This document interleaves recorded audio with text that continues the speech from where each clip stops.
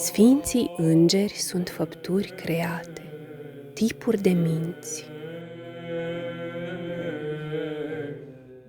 În fața noastră, un înger ia înfățișare omenească, dar fizic nu e niciodată asemenea unei ființe umane, ci numai imaginea mentală a ei.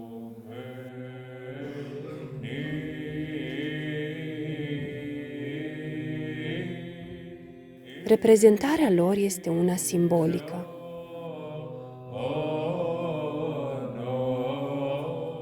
Aureola e semnul sfințeniei, al comuniunii cu Dumnezeu.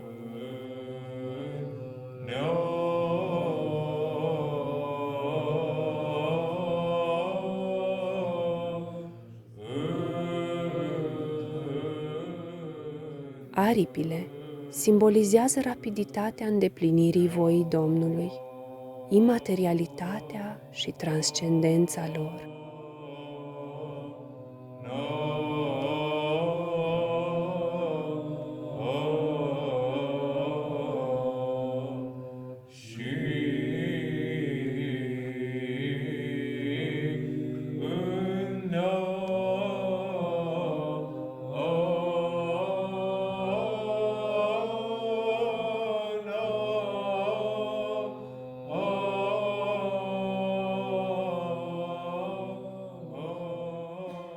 Unul dintre îngeri, cel mai frumos, a refuzat să privească dincolo de perfecțiunea sa, la sursa ei divină.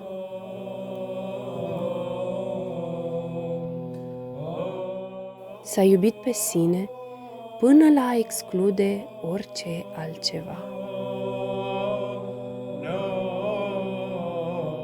Iar în această cădere l-a urmat mulțime mare de îngeri.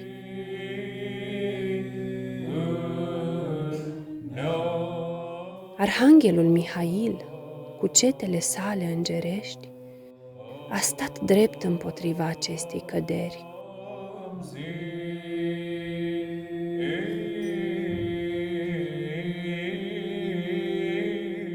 A pornit război în cer și cel ce înșeală toată lumea, aruncat a fost pe pământ și îngerii lui împreună cu el.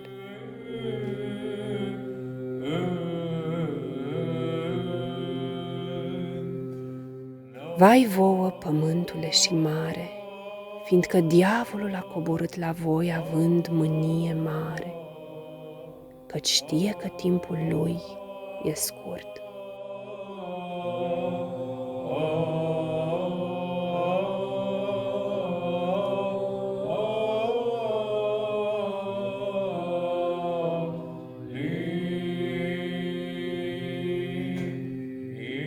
Dumnezeu nu îngăduie însă o încercare, dacă nu poate ieși ceva bun din ea.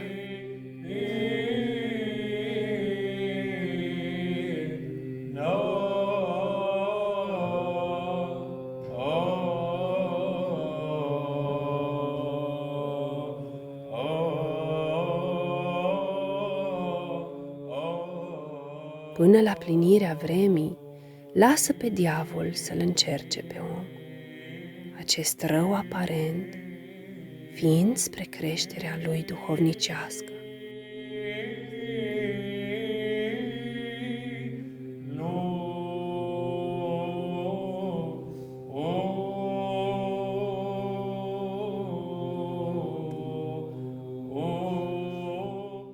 Cel ce ești Domnul tuturor, cu căpeteniile îngerești, înconjuri spre mântuire neamul omenesc.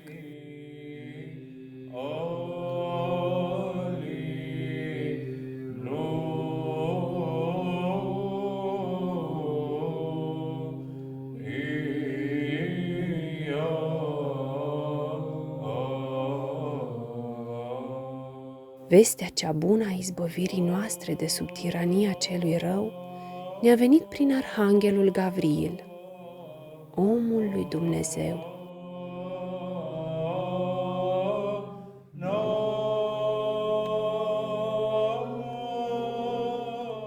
Sfatul cel mai înainte de veci, Gavril, descoperindu-l ție, fecioară, a stat înaintea ta închinându-se și zicând ție: bucură-te, rug nears, bucură-te, dezlegarea blestemului.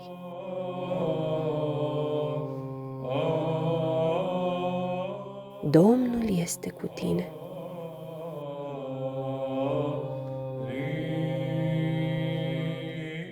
Îngeri fără de trup, care stați înaintea scaunului lui Dumnezeu și sunteți a doua lumină,